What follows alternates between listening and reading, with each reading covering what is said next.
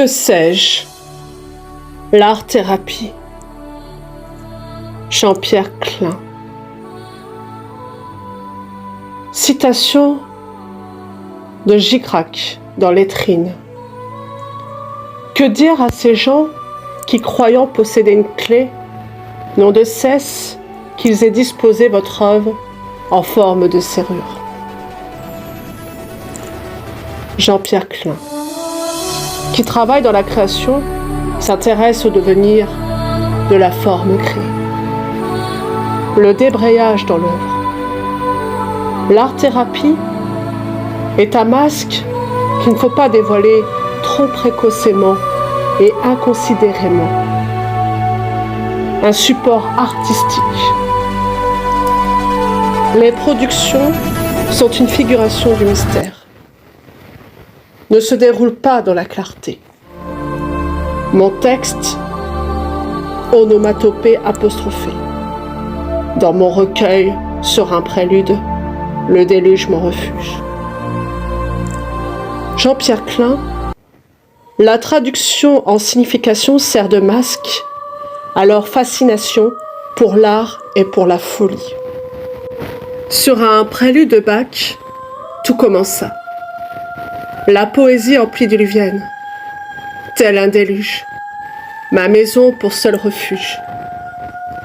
Les mots sur des mots, en musique, sur mes playlists, je me mis à déclamer mes textes pour leur donner plus de lyrisme.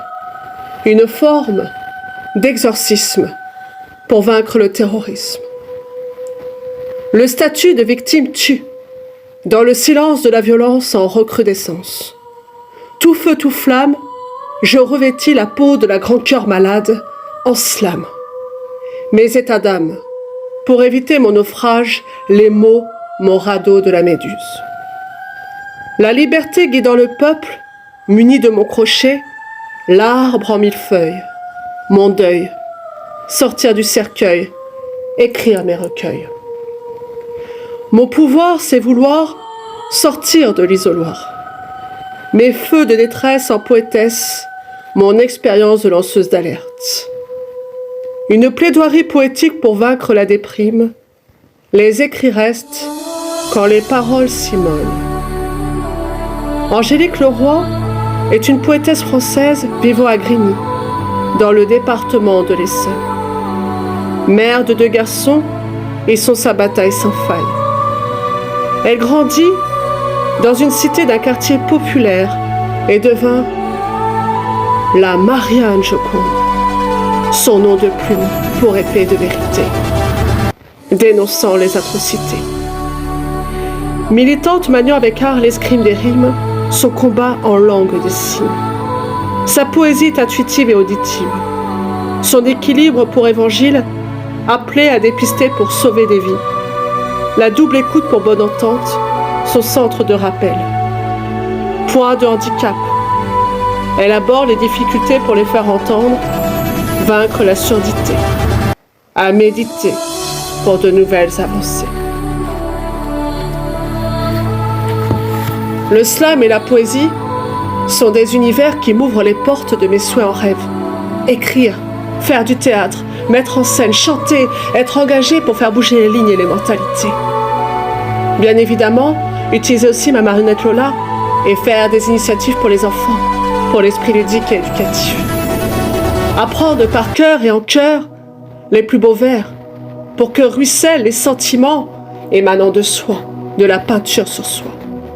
Je veux m'accomplir complètement, représenter tout ce que je suis pour m'épanouir. Plusieurs recueils en préparation, la consécration d'une nouvelle passion, ma saga Written in the Stars. Je souhaite que mes livres puissent être également auditifs par la suite. Je les ai posés dans un premier temps sur des musiques connues en maquette de ce que je recherchais. Faire des associations de morceaux en patchwork entre mes écrits et mon état d'esprit, avec des rappels en lien avec la chanson que j'ai choisie, pour combiner les références et les ressentis. Peser les mots sur des airs, la playlist